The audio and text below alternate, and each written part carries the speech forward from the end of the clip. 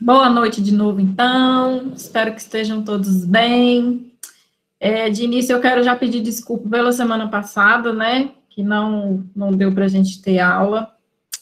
Saí de uma reunião 8 da noite, e aí foi difícil, mas enfim.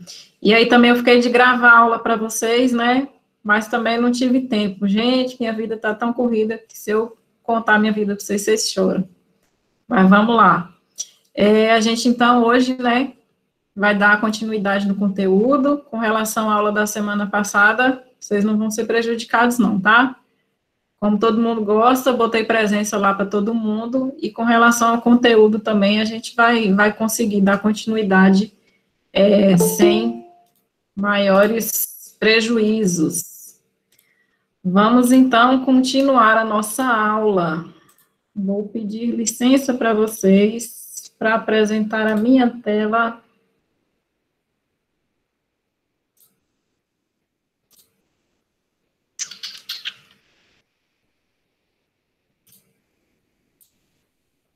Todo mundo vendo minha tela aí? Sim, senhora. Sim, senhora. Moço, não me chama de senhora, não. Eu já estou começando a ficar deprimida, que mês que vem eu faço 34 anos. Você me chama de senhora. Desculpa então, prof. Tô brincando, eu sei que é respeito, pode chamar, tá? Tá novinha, Jaque? Pior que não, minha filha. Já tá começando a cair tudo. A cara já tá aparecendo ruga. Bom, gente, então na aula passada, né, a gente começou a falar sobre fruticultura geral, falamos um pouco da classificação de fruteiras, a importância econômica da fruticultura ficou por conta de vocês, né, vocês fizeram uma pesquisa aí.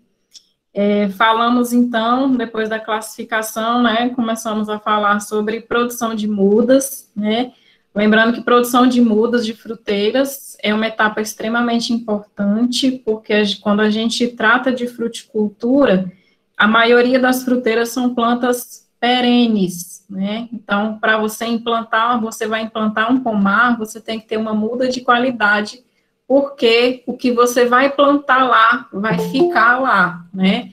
Diferente de quando a gente trata de culturas anuais, né? Culturas anuais não deu certo, no ano seguinte você consegue consertar.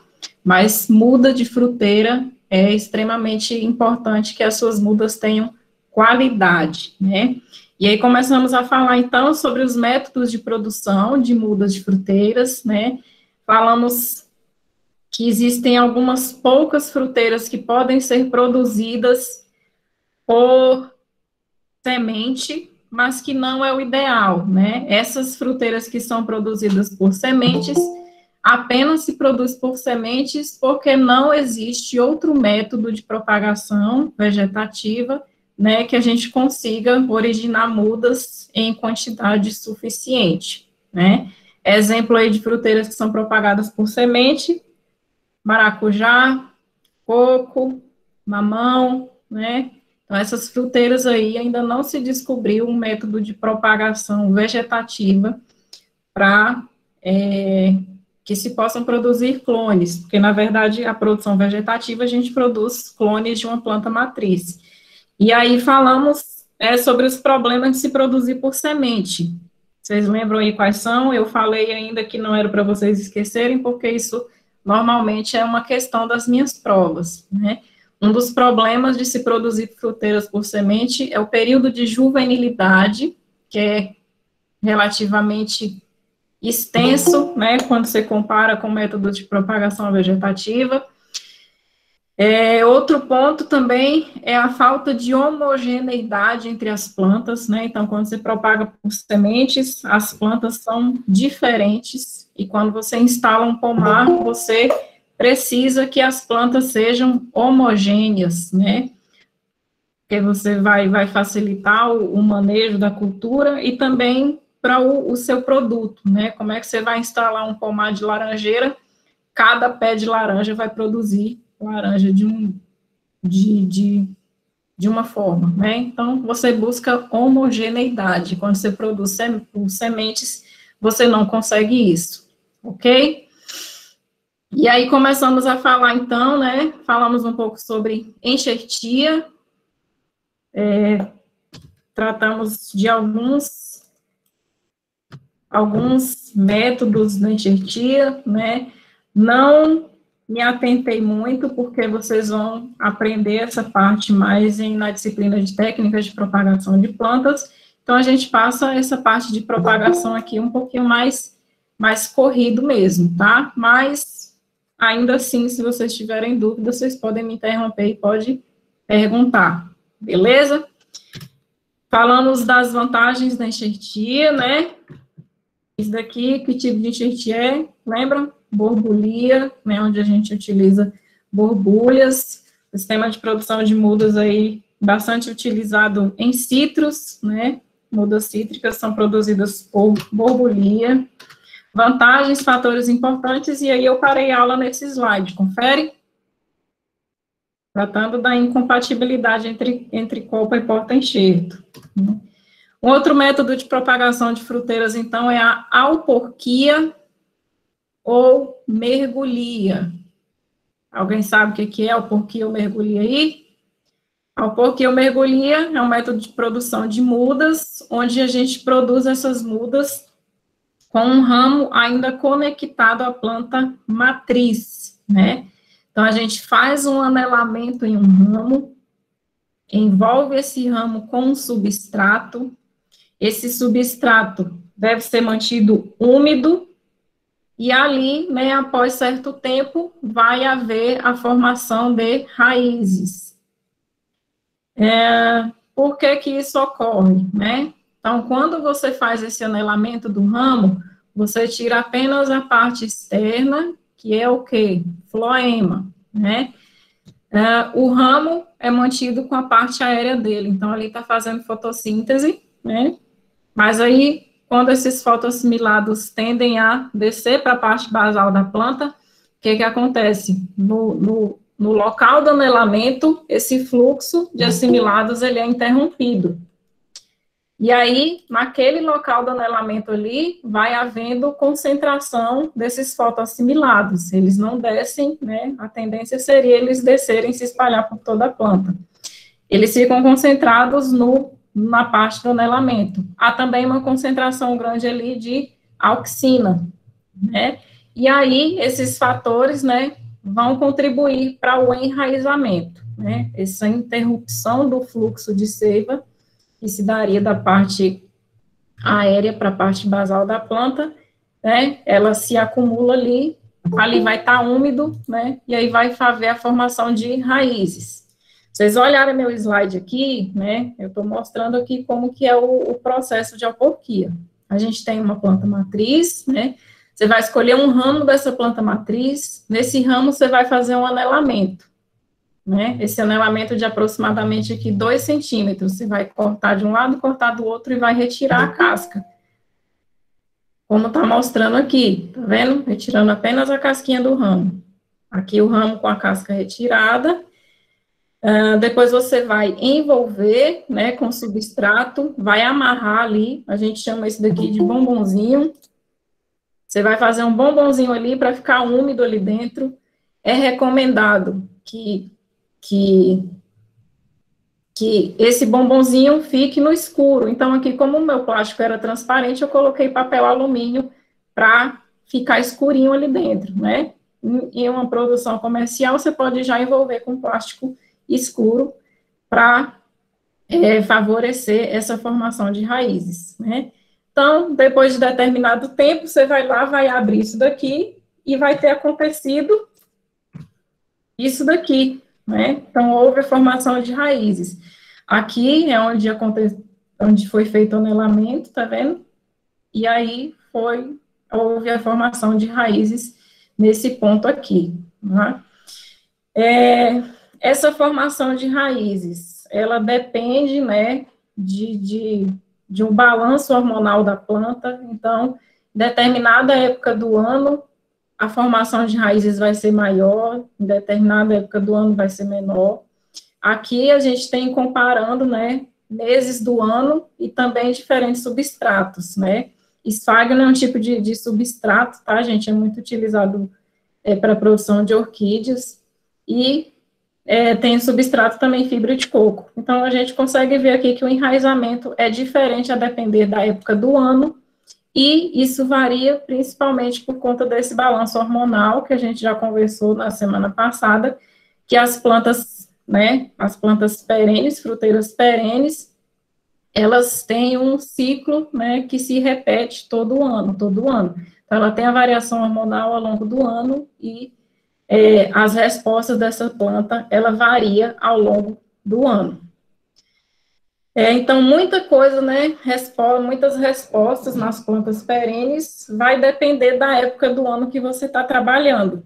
Geralmente, para você coletar ramos de plantas perenes para fazer ou estaquia, ou para você fazer, para você utilizar garfos, então, para enxertia, ou para você fazer alporquia no ramo, sugere-se que a melhor época seja naquela época que tem uma maior concentração de fotoassimilados. Qual que seria essa época que eu sei que tem uma maior concentração de fotoassimilados? A época que antecede o florescimento, né? Eu sei que a planta, ela acumulou reserva ali, né, para ela poder florescer e produzir os frutos. Então, na época que antecede o florescimento, você sabe que a concentração de assimilados está maior, e se você coleta um ramo para fazer uma produção de mudas naquela época, a tendência de que haja enraizamento, de que haja uma formação de muda com uma qualidade maior, você tem uma maior segurança.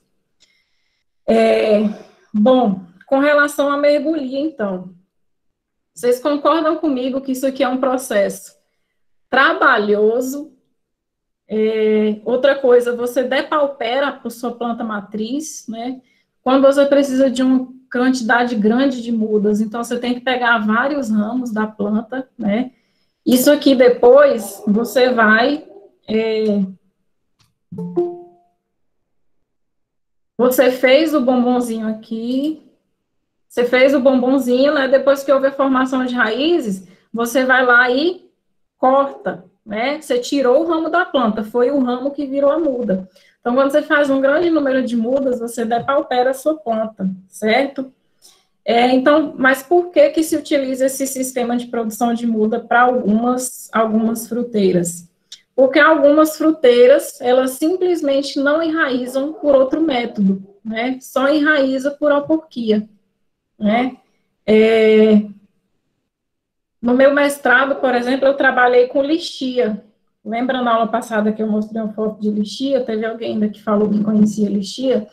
A lixia, pessoal, você pode tentar fazer estaquia, tentar fazer enxertia, ela não dá certo, né? Então, tem algumas fruteiras que só enraizam, você só consegue fazer muda por alporquia. Algum tempo atrás, eu não sei se vocês assistiram a apresentação de TCC, acho que foi um orientado da professora Fábia, o Jassônio. O Jassônio, ele tentou fazer muda de murici. E ele usou vários tipos de hormônio, diferentes épocas do ano ele coletou, e não conseguia enraizar de jeito nenhum. Porventura, né, ele foi lá e resolveu fazer uma alporquia, já estava no final do trabalho dele. Aí ele foi e viu que por alporquia deu uma grande quantidade de raízes, né? Então o murici provavelmente é uma espécie que só vai bem, só dá para fazer mudas por alporquia, beleza? Com relação ao alporquia e mergulhia, alguém sabe me dizer a diferença de alporquia e mergulhia? Bora, gente, participa, me ajuda. Quem já fez TPP aí? Tem gente que já fez TPP. Diferença de alporquia e mergulhia. A alporquia, né? Não sabemos. A alporquia, pessoal, eu pego um ramo aéreo, certo? Já na mergulhia, na alporquia eu consigo fazer com um ramo ali ligado à planta-mãe, ele estando na parte aérea, eu só envolvi com substrato.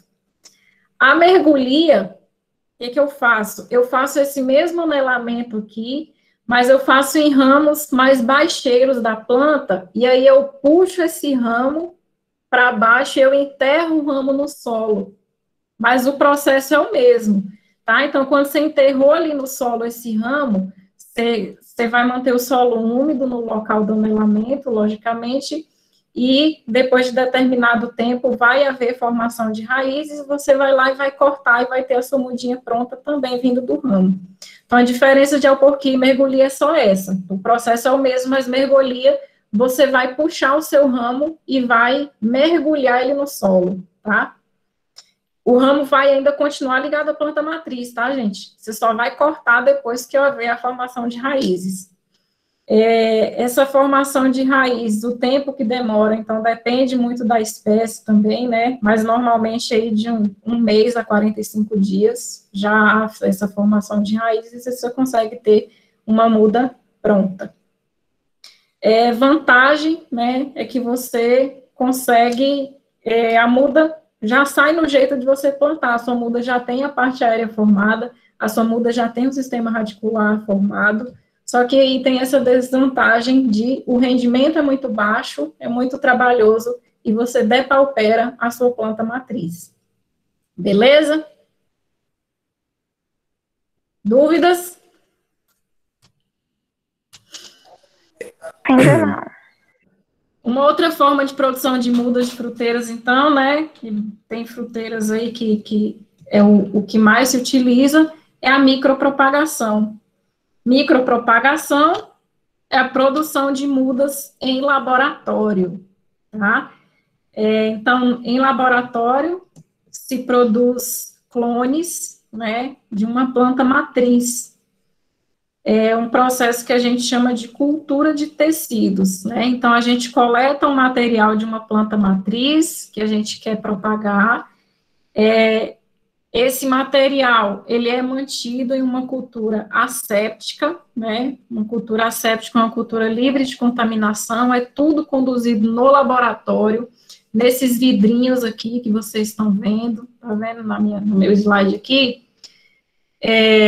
Então, é uma cultura asséptica e você consegue produção de um grande número de mudas a partir de uma única planta matriz, né? Você coleta material de uma planta matriz, um material que não depaupera a planta, é um material,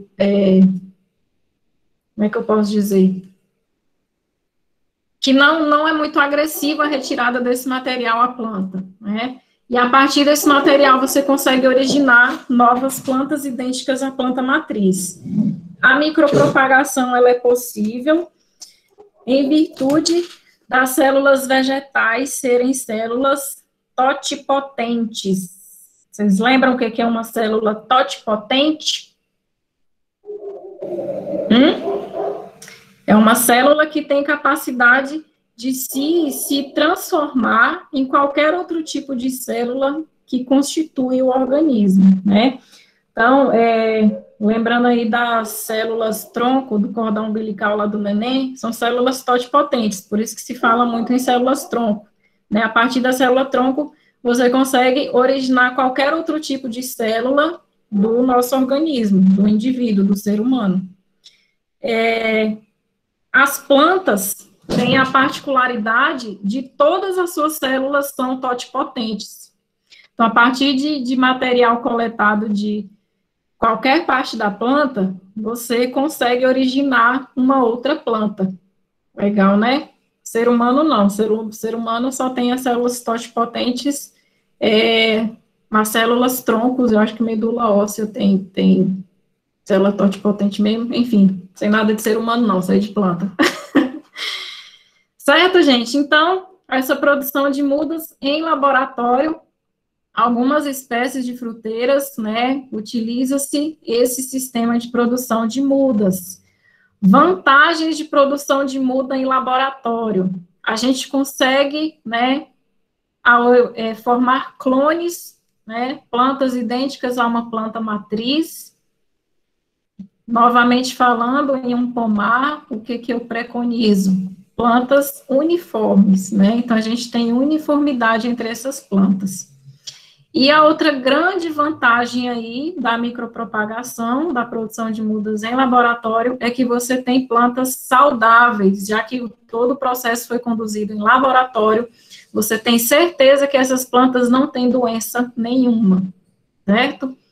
Desvantagem é o alto custo, né? Plantas propagadas em laboratório, elas são mais caras justamente por conta dessas vantagens aí. Principalmente a gente dá ênfase aí à sanidade das mudas. Exemplo de cultura onde é amplamente utilizado mudas micropropagadas, bananeira. Inclusive as fotos que vocês estão vendo aqui são plantinhas, são mudinhas de bananeira, né? Então, elas foram produzidas no laboratório. Aqui, a gente já está numa fase que a gente chama de aclimatação, né? Que é quando você tira essa plantinha do laboratório, essa planta, ela vai ter que passar por um período para ela se adaptar, né, às condições do ambiente, às condições não controladas do laboratório. Então, inicialmente, elas são cultivadas em estufas, né, em sacos, até elas terem condições de serem levadas para o campo, certo? Em bananeira, então, utiliza-se muito a micropropagação, certo? Quem geralmente vai implantar um bananal, né, como é que ele faz? Quando ele vai fazer o primeiro plantio dele, ele compra muda de laboratório. Por quê? Porque ele sabe que aquelas mudas iniciais ali têm qualidade, têm uniformidade, são mudas sadias, não tem nenhuma doença. Depois a gente vai falar especificamente de bananeira, mas bananeira é uma das culturas, né, que tem muitas doenças, principalmente de solo. Então, quando você vai fazer o seu primeiro plantio, é interessante que você adquira essas mudas de laboratório, né? Então, o produtor vai lá, o primeiro plantio, ele adquire essas mudas de laboratório.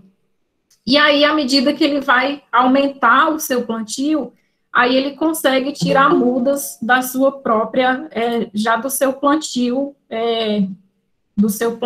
já implantado. Plantio implantado, ficou estranho, né? Mas tá bom. Beleza? Tô falando muito rápido? Se tiver dúvida, pode me interromper, tá, gente? Já sabe disso, não precisa nem ficar falando, né? Aqui é só um passo a passo de como que é essa obtenção das mudas. Né o que, Alexandre? Eu estou falando rápido? Hoje eu estou vendo o chat, estou vendo quem entra aqui, que hoje eu estou com duas telas, tá, gente? Agora eu estou ficando moderna. Não, professor, só falou que qualquer coisa tirar uma dúvida, né? Aí eu falei, né? Ah, tá, né? Então, né? Então, pessoal, esse próximo slide aqui é apenas um passo a passo de como que é feito, né, esse procedimento da micropropagação. Então, inicialmente, é feita a obtenção dos explantes. Explantes, eu chamo aquela parte que eu vou coletar da planta matriz, né, a partir dela que eu vou levar para o laboratório e vou fazer as mudas, certo? Então, eu chamo de explante. Obtenção dos explantes, desinfecção da superfície do explante, lavagem de água destilada, dissecção final e transferência ao meio de cultura e incubação, né? Aí eu mantenho nesse período aqui incubado até acontecer a regeneração de plantas. Aí vai acontecer a multiplicação, aí eu vou partir para a preparação das plântulas para transferência ao solo e, por fim, a aclimatação, que é aquela fase lá que eu vou fazer com que as minhas mudinhas produzidas em laboratório se adaptem ao ambiente. Ok? Aqui, então, é mais um passo a passo, né? Então, a planta ser propagada, eu coleto o material dessa planta, né? Eu obtenho os explantes. Lembra que eu falei que todas as células vegetais são totipotentes? Nesse exemplo aqui, por exemplo, a pessoa coletou folha, ó. Então, a partir de folha, eu posso ter explante e, a partir de folha, eu vou conseguir originar uma nova planta, né? Então, esses explantes são levados para o meio de cultura, são mantidos lá no vidrinho, né? E aí, por fim, vai haver a formação de novas plantas.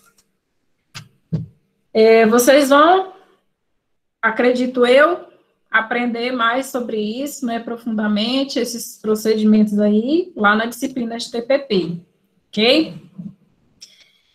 Dando continuidade, então, né, e para finalizar a parte aqui de produção de mudas de plantas frutíferas, algumas frutíferas, elas possuem métodos específicos de propagação, né, por meio de órgãos especializados, né, algumas estruturas que elas produzem e que podem ser utilizadas para sua propagação, para a produção de mudas.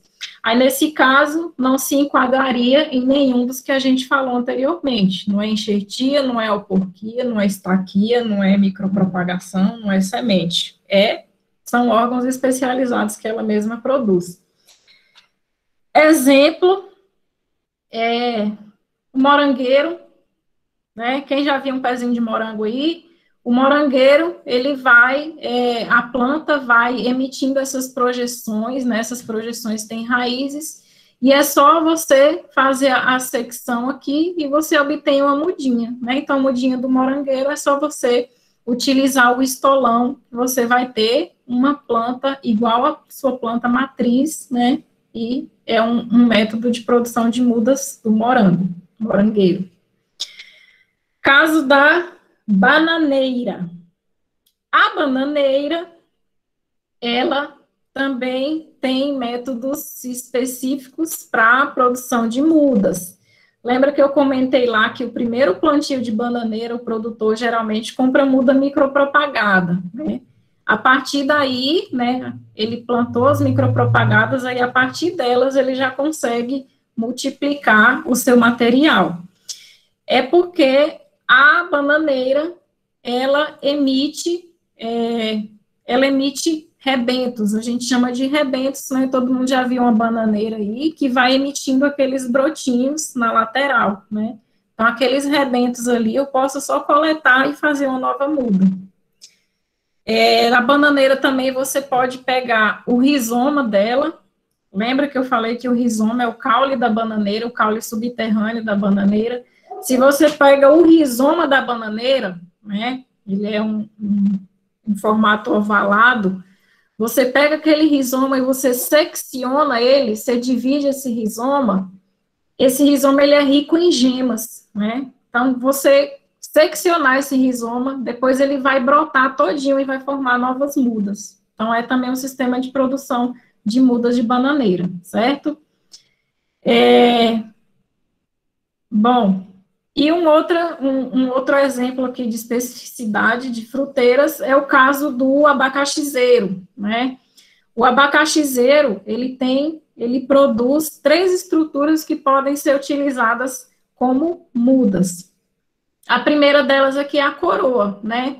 Quem, quando era criança aí, que nunca pegou uma coroa de abacaxi, plantou e viu originar uma nova plantinha, né? Então, a coroa é uma muda de abacaxizeiro. Só que, já adianto, não é utilizado comercialmente, tá? Por que não é utilizado comercialmente? Porque o abacaxi você comercializa com a coroa. Então, quando você vende o abacaxi, você já vende com a coroa. Como é que você vai utilizar a coroa para fazer muda, né? Então, não é viável. Outra estrutura que o abacaxizeiro produz é a gente tem o rebento e o rebentão. Quem já viu um abacaxizeiro produzindo aí, gente? Quando o abacaxizeiro produz, meu Deus, tem gente entrando agora. Quando o abacaxizeiro produz, né, na base do fruto, vai nascendo, né, filhotinhos. Esses filhotinhos eu chamo de rebento, certo? Quando você vai descendo mais no caule aqui, né, mas na parte inferior tem mais mudas. Esses eu chamo de rebentão. Os rebentões, geralmente, eles vão estar na base do caule, eles têm tamanho maior do que os rebentos, e eles são em menor quantidade. Já o rebento, então, é maior quantidade e tem em maior número e eles são menores. A produção de muda de abacaxi, como que é feita de fato, né? A produção de mudas. Colhe-se o abacaxi, e aí a gente mantém a planta lá com esses rebentos. E aí a gente deixa lá por mais ou menos um mês, até esse rebento, né, depois que você colhe o fruto, o rebento ele se desenvolve mais. E aí você utiliza o rebento para a produção de mudas de abacaxi. Beleza? Todo mundo conhece um pé de abacaxi produzindo aí, né, gente? Sim. O povo do Tocantins não é possível. Beleza. Então, né, a gente falou aqui os principais métodos de produção de mudas de fruteiras, né? Mais uma vez, a gente só deu uma pincelada, porque a técnica, de fato, a gente espera que vocês aprendam lá dentro da disciplina de TPP. Mas, de qualquer forma, é importante a gente falar um pouco aqui, já que a produção de mudas é uma etapa extremamente importante aí, e a gente pode dizer até que é um gargalo na produção de frutas, né, porque é difícil, muitas vezes, encontrar mudas de qualidade na fruticultura. E acaba sendo um entrave, então, muitas vezes a pessoa quer produzir, mas não consegue comprar muda de qualidade. Então, é uma parte aí que a gente tem que falar um pouquinho aqui dentro da disciplina. Para fechar aqui a parte de produção de mudas, então, né, as mudas geralmente são produzidas em viveiros. Esses viveiros podem ser telados ou podem ser a céu abertos. Isso depende, né, da fruteira que você vai produzir essas mudas. Podem ser no chão ou em sementeiras. Algumas fruteiras, pessoal, já adianto para vocês, a produção de mudas é toda regulamentada pelo MAPA. Exemplo de mudas cítricas, né? Existe uma instrução normativa do MAPA só para dizer como que você tem que produzir muda de citros. Se você quer produzir muda de citros, não está de acordo com as normas da instrução normativa, o MAPA pode bater lá na sua propriedade, no seu viveiro, e jogar tudo no lixo. Levantou a mão, Alexandre? Eu tava só testando aqui, que eu nunca tinha visto essa opção, não. Isso é muito útil quando a gente está em reunião, o povo quer falar. Não, agora eu entendi aqui. Aí, quando vão levantando a mão, as mãozinhas vão ficando na ordem, entendeu? Aí você consegue organizar a reunião, e ninguém passa a fala do outro. Bom, gente, então, né, algumas fruteiras têm a produção de mudas é toda regulamentada. Exemplo, a produção de muda de citros, né? Então, por exemplo, muda de citros só podem ser produzidas em ambiente telado, né, ambiente fechado, não pode ser produzida no chão, tá? Então, depende do tipo de muda, da espécie que você está produzindo. Para você escolher um local para o viveiro, então, características que devem ser consideradas: condições edáficas e biológicas, clima, mercado, né? Lógico que você vai produzir, você tem que saber se vai ter quem consome essas mudas. Tem que ser afastado de estradas públicas e de pomares, né, para evitar contaminação. Deve ter disponibilidade de água, e você vai ter que analisar, vai ter que disponibilizar toda uma infraestrutura para a produção dessas mudas. Beleza? Belezinha? Beleza pura? Vamos falar um pouquinho agora de instalações de pomares? Produzimos nossas mudas. Então, a próxima etapa agora, né, no nosso sistema de produção aí, vai ser a utilização dessas mudas. E aí, né, a gente vai falar um pouquinho sobre a instalação de pomares. A instalação de um pomar deve ser, logicamente, né, diante do que a gente já colocou aqui um pouco, muito bem planejado. Principalmente, né, por conta do fato de as fruteiras, a maioria delas, serem plantas perenes, né? Então, se você não planejou bem, né, se você não dimensionou bem, não viu o espaçamento, não viu a variedade certa para o local, a variedade que vai ter saída de mercado, se você não comprou a muda de qualidade, né? Então, quando a gente fala de planejamento, é tudo mesmo, né? Então, se você não planejou bem, por ser uma cultura perene, aí o prejuízo vai ser maior, tá? Então, tem que ser muito bem planejado, e esse planejamento também é em virtude, né, de que a fruticultura, ela exige um alto investimento inicial, tá? Então, aí a gente envolve valor da terra, valor das mudas, então, mudas de frutíferas são também relativamente caras, né? Valor que você gasta com insumos, equipamentos, infraestrutura, mão de obra, etc, etc, etc, né? Então, para evitar perder dinheiro, você deve planejar muito bem a instalação do seu pomar. Esse planejamento, né, ele é importante também, porque a fruticultura tem o ponto aí de que você investe muito inicialmente, mas olha aqui, ó, você tem um retorno a longo prazo. Então, para você conseguir recuperar o que você gastou, não é tão imediato, não, né? Então, vai demorar um pouquinho. Aí vem também do fato, né, das fruteiras serem plantas perenes. Então, vai demorar um certo tempo a produzir. Você vai investir, sabe que você vai gastar muito dinheiro e vai demorar para você obter esse dinheiro de volta. Mas você vai obter, tá, gente? Não desanima da fruticultura, não. Quando esse retorno vier, esse retorno vai compensar essa espera aí.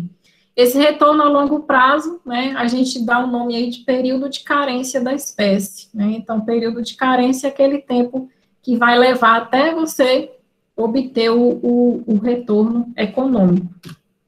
Então, parte dos agrônomos aí, né, planejamento do pomar. Deve ser extremamente, muito bem pensado. Para esse planejamento, então, né, quais que são as principais características que vocês vão ter que visualizar? Primeiro que eu coloquei aqui para vocês, condições climáticas, né? Logicamente, né, você vai escolher uma espécie que é adaptada às condições, né, as condições climáticas daquele local. Existem, então, variedades que toleram melhor determinadas condições, outras não. Então, a depender ali do local que você quer instalar o seu pomar, você vai ter que fazer um estudo de qual melhor variedade se sairia bem naquele local. Vai ter que observar também solo, principalmente quando se trata de culturas perenes, né? Recomenda-se que você tenha solos profundos e bem drenados, porque o sistema radicular de plantas perenes, eles são volumosos e eles tendem a se expandir bastante no solo. Então, você tem que ter solos profundos e bem drenados, para que você possibilite o crescimento dessas raízes, não tenha nenhum impedimento. Disponibilidade de água, lógico, né? Exposição do terreno, certo? A exposição do terreno, acho que no próximo slide eu falo um pouquinho sobre isso daqui, tá?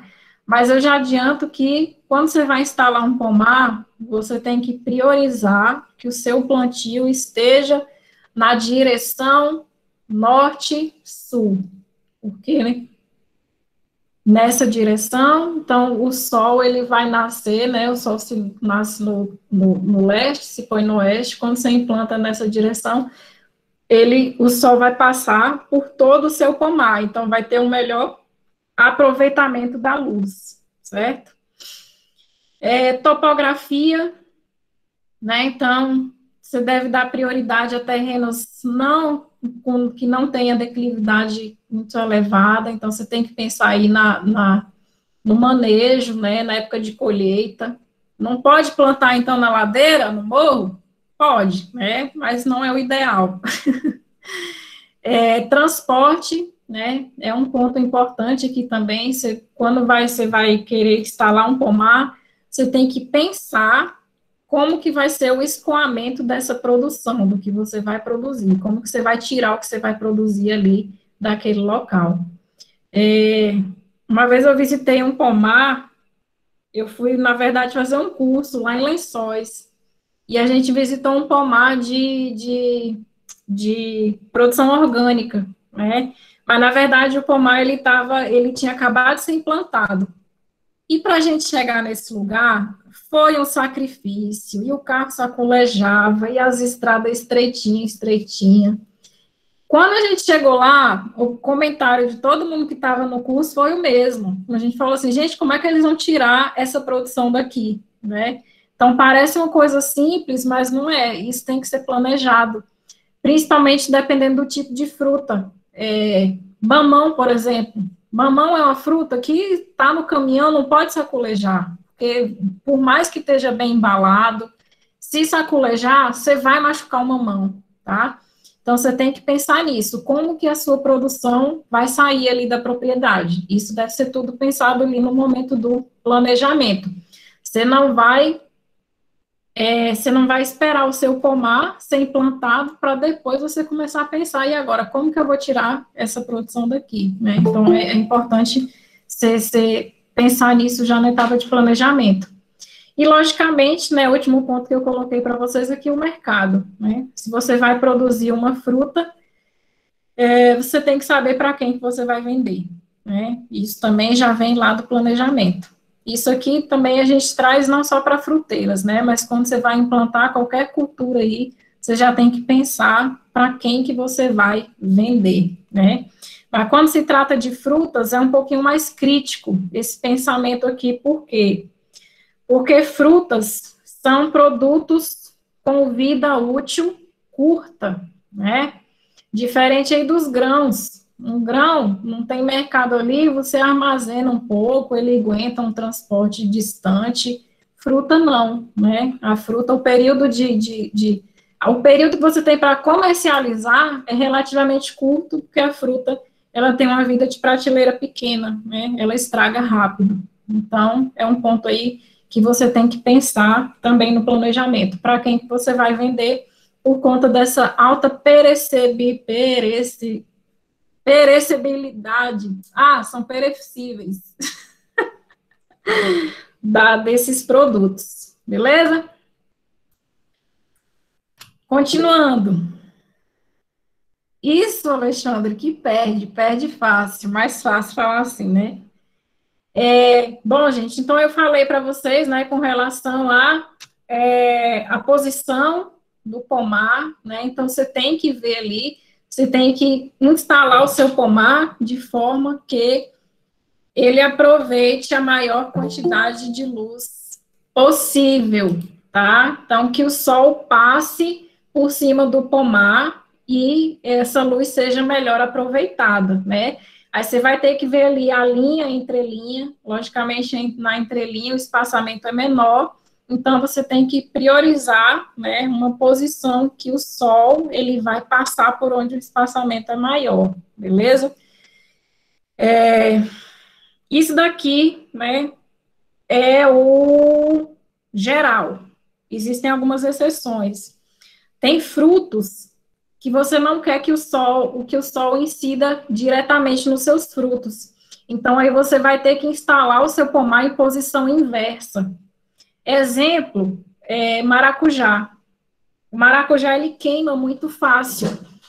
Então, quando você vai fazer as espaldeiras ali, você tem que construir as espaldeiras de forma que o sol, ele não incida diretamente nos frutos, né? Então, se vocês já viram um plantio de maracujá, se não viram, a gente vai ver aqui na disciplina, o maracujá, ele forma cortinas nas espaldeiras, né? Então, essa cortina, o sol não pode bater diretamente nela, tá? Então, o sol teria que passar, né? Não sei se vocês estão me vendo aí no vídeo, mas a gente tem a cortina aqui, o sol, ele tem que passar por aqui, não aqui, não batendo diretamente nos frutos. Beleza? Então, professora, oi. uma média de quantas horas que o maracujá tem que pegar sol? Assim, umas 7 horas por dia? Ô, Marcos, seu áudio está ruim. Em média, quantas horas o maracujá tem que pegar sol? Por dia. O fotoperíodo do maracujá é por aí, é umas 7, 8 horas. Mas 7, isso 8 depende, horas, né? Isso, mas depende muito da variedade, né? Tem umas variedades que são adaptadas aqui para o cerrado. O rubi do cerrado, por exemplo, ele precisa ir de mais do que o maracujá amarelo, por exemplo. O amarelo, né? Mas a média é essa daí mesmo, 7, 8 horas. Tá. Obrigado. Tá produzindo maracujá, Marcos? Sim. É que eu tenho uma propriedade aqui na minha cidade e eu plantei 28 pés de maracujá, já tá grande, já fiz a terceira poda já dele. Ah, bacana. Bacana. Desculpa aí, produtor. Então, pessoal, continuando aqui, né? Com relação ainda à escolha do local, né? Tem alguns locais que você vai ter que fazer instalação de quebra-vento, né? Porque em locais que ventam muito, a fruteira ali, ela não pode receber incidência de vento direto, porque senão seus frutos vão cair, e ele pode cair antes do ponto de colheita, né? E se cair antes do ponto de colheita, o fruto vai machucar ou não vai maturar, porque se você colhe antes do ponto, ele não vai atingir o ponto de maturação ideal e não vai ser um fruto apto para o consumo. Então, se ventar muito no local, tem que instalar quebra-vento, beleza?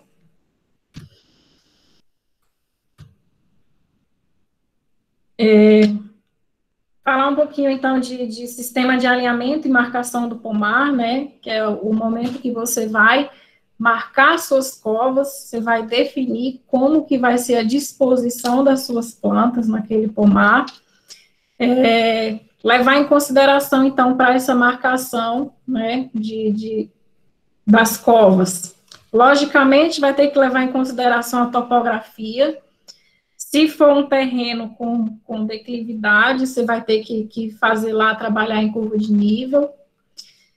Vai verificar a densidade de plantio, né? Então, essa densidade de plantio depende da cultura que você está trabalhando, é lógico, né? E dentro da cultura ainda existem variações, né? Você vai ter que pensar ali qual que é a densidade ideal. Geralmente, algumas fruteiras, quando você adensa mais, ela tende a produzir fruto menor. Só que aí, quando você adensa mais, você consegue uma maior produtividade por área. Então, aí, né, o produtor que te contratar, você vai ter que botar na balança e botar para ele o que é o que, né? Você vai ver, você quer produzir fruto maior, mas em menor quantidade, ou você quer produzir frutos me embolei agora. Frutos maiores em menor quantidade ou frutos menores. Vocês entenderam, né? Deu para entender, gente? Quando você adensa mais, os frutos ficam menores, mas a produtividade por área é maior. Quando você planta mais espaçado, os frutos crescem mais, mas aí a produtividade por área é menor. Consegui falar. Exemplo de fruto que acontece isso é o abacaxi, tá? Então, o abacaxi, quanto mais você adensa, os frutos vão ficando menores.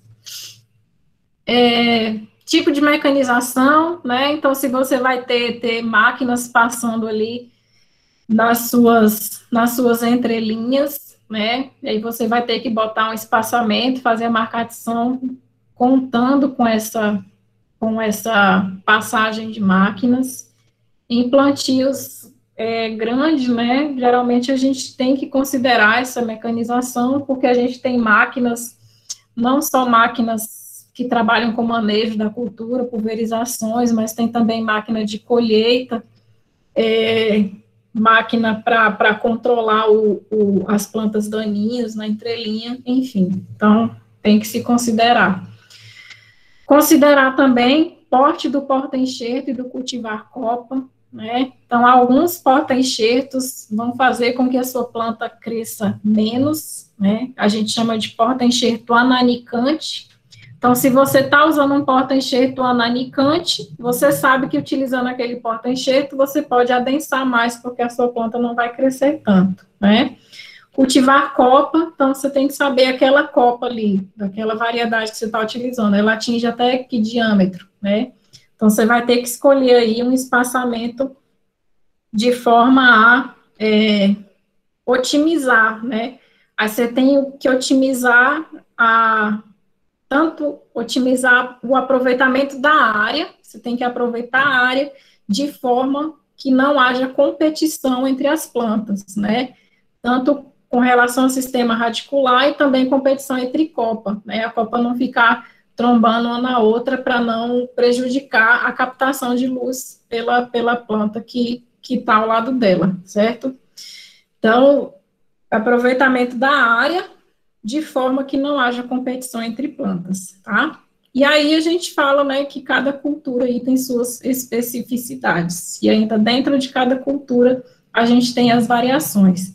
Aí aquela questão que a gente tem que analisar o local, né? Então, em determinado local a planta pode se comportar de uma forma e em outro local ela pode comportar totalmente diferente. Necessidade de aproveitamento da área disponível. Então, aqui é o que eu acabei de comentar, né? Então, você tem que buscar a otimização o aproveitamento da área que você tem disponível, né? Evitando competição entre as plantas. Nesse slide aqui, eu trouxe para vocês, né, só alguns exemplos de marcação de pomares. Aqui a gente tem marcação em retângulo, né? Então, as plantas aqui dentro da linha tem um espaçamento menor, e aí na entrelinha o espaçamento é maior, né? E aí forma retângulos. Tem essa disposição aqui também em triângulo, né? Aí tem o mesmo espaçamento aqui, dessa planta para essa, dessa para essa, dessa para essa, né? É uma possibilidade também. Nesse sistema aqui, você consegue adensar mais as plantas, você consegue um espaçamento menor na entrelinha, certo? Porque a planta dessa linha não vai, a copa dela não vai interferir na copa dessa, tá? Então, se você tem uma área menor e quer que o espaçamento na entrelinha seja menor, né? Se não for ter trânsito de máquinas também, então você pode plantar dessa forma aqui, em triângulo. Um outro sistema de marcação, então, esse sistema aqui a gente chama de quincônio, tá? Quincônio porque você vê aqui, né, que ele tem 5 plantas aqui, ó, as verdinhas mais claras e tem uma verdinha mais escura no meio. Esse sistema de marcação em quincônio é muito utilizado em plantas que você precisa de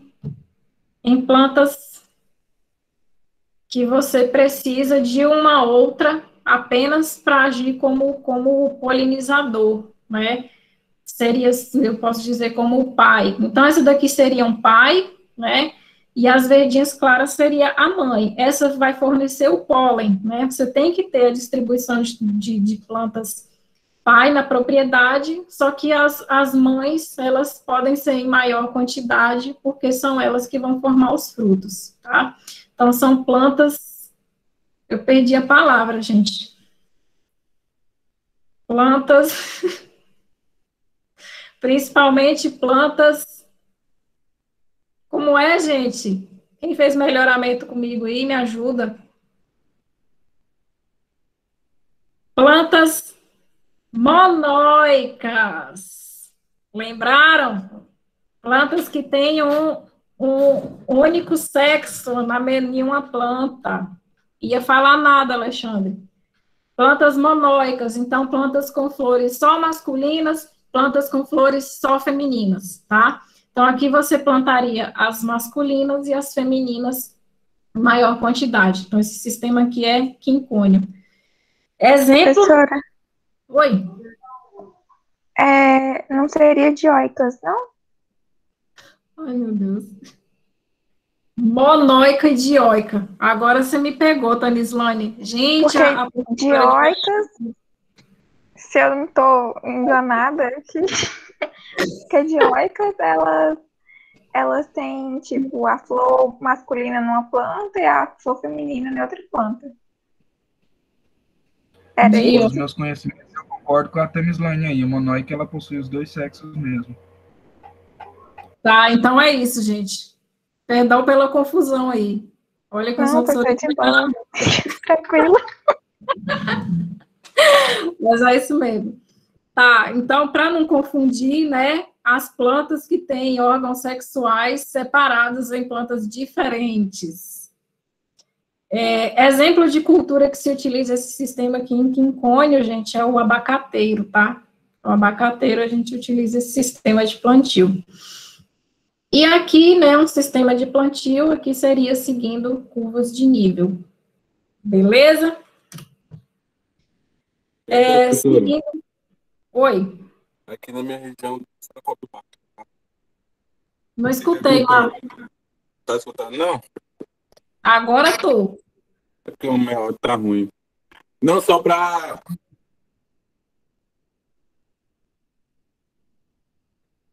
Marcos? Marcos?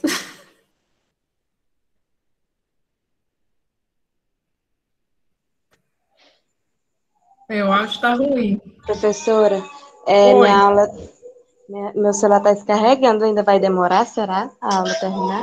Não, estamos acabando já, até porque a proposição foi que as aulas durassem 1 hora, né, gente? Vamos só terminar essa parte de instalação de pomar e acaba. Bom, né, então, ainda falando de sistema de plantio, eu trago para vocês aqui a possibilidade, né, de muitas fruteiras serem plantadas em filas duplas ou fileiras simples, né? As duas primeiras fotos aqui, eu coloquei para vocês abacaxizeiro, né? Então, a gente pode plantar abacaxizeiro em fileira dupla ou em fileira simples, certo? Bananeira também, aqui, as duas fotos, né? Também eu tenho aqui plantio em fileiras duplas e plantio em fileiras simples. Profe, mas aí eu planto em fileira simples ou fileira dupla? Aquele mesmo caso que eu falei para vocês do espaçamento. Geralmente, quando você utiliza fileiras duplas, você consegue um maior aproveitamento da área, né? Só que aí as plantas elas vão estar mais próximas, vão produzir frutos menores, tá? Aí tem toda a questão a se pensar, né? Fileira dupla para abacaxi, por exemplo, você facilita o manejo, porque aqui na entrelinha não cresce mato, né? Já nesse sistema aqui, você vai ter que estar fazendo controle de plantas daninhas frequentemente, então o controle nesse caso aqui é mais fácil. Então tem, né, questão de aproveitamento da área, questão de tamanho dos frutos, o manejo da cultura em si, certo? Então, esses são fatores que os engenheiros agrônomos vão ter que avaliar e recomendar ao produtor como deve ser feito, tá?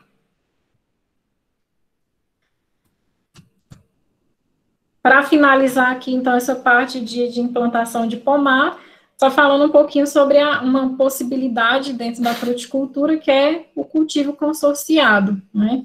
No início eu falei lá para vocês que as fruteiras tendem a demorar a produzir, né? E aí seria, então, o cultivo consorciado com culturas de ciclo curto, seria uma possibilidade de se obter um retorno econômico até que essa cultura principal, né, que seria, no caso, a fruteira, comece a produzir, né? Então, os pontos positivos aqui, retorno econômico enquanto a espécie frutífera não entra na fase produtiva, você tem a maior lucratividade, já que você tem a possibilidade de explorar economicamente duas culturas em uma mesma área. Ciclagem de nutrientes, né? Então, quando você trabalha com culturas de ciclo curto aqui, quando se trata de leguminosas, principalmente, nesse caso aqui da segunda foto, vocês estão vendo bananeira consorciada aqui com feijão, né? Então, feijão é uma leguminosa, e aí você tem todos esses benefícios da ciclagem de nutrientes aliado aos demais benefícios. Melhor aproveitamento da área, e você consegue também uma manutenção da umidade do solo. E eu colocaria ainda o controle de plantas daninhas aqui, nessas entrelinhas, né? Essa primeira foto aqui é dendê consorciado com abacaxi, tá? E aqui é banana consorciada com feijão, né? Para vocês já terem uma ideia dessas possibilidades de consórcio. último slide, gente, né? Então, se tratando do plantio. Para o plantio, então, logicamente, né, a gente vai ter que fazer o preparo e correção do solo,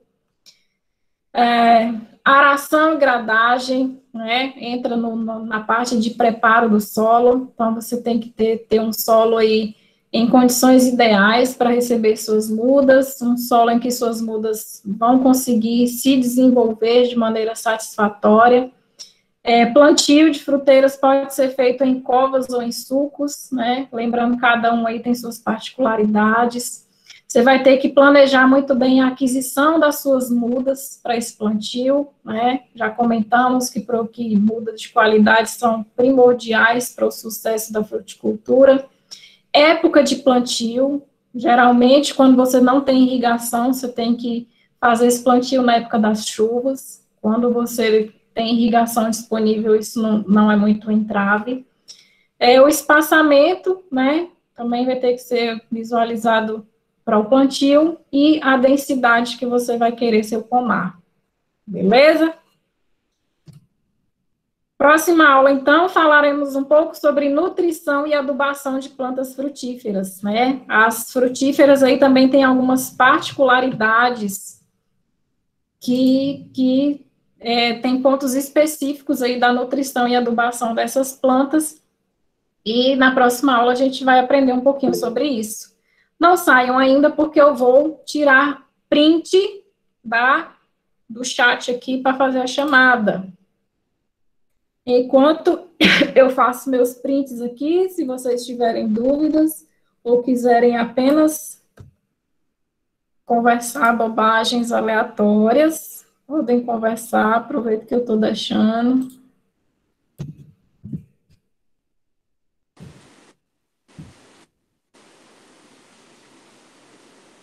Professora? Oi. Em relação às plantas dioicas, como que eu vou saber qual é a masculina e a feminina para poder plantar as duas? Então, quando a planta é mudinha ainda, que não está produzindo flor, você não sabe, né? Aí você tem que confiar em quem está vendendo a muda. Peraí, Tanislane, que eu não consigo... Professora, Carlos falou que perdeu a conexão bem no final. Sei.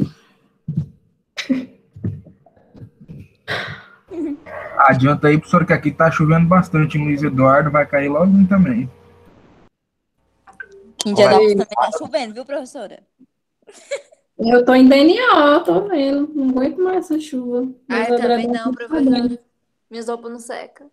Não consigo mais secar a roupa. Reclamando de chuva aí, você desconfia? Tem que chover, não pode ter aula. Pronto. Tá com preguiça de ir pra aula, Alexandre? A chuva só é ruim na hora que tá caindo, na hora que eu vou pra academia. Depois não tem nada não. Não entendi a relação, não. Agora começam as justificativas. Gislane disse, professora, que a tia dela faleceu e ela está no velório. Tá. Parece.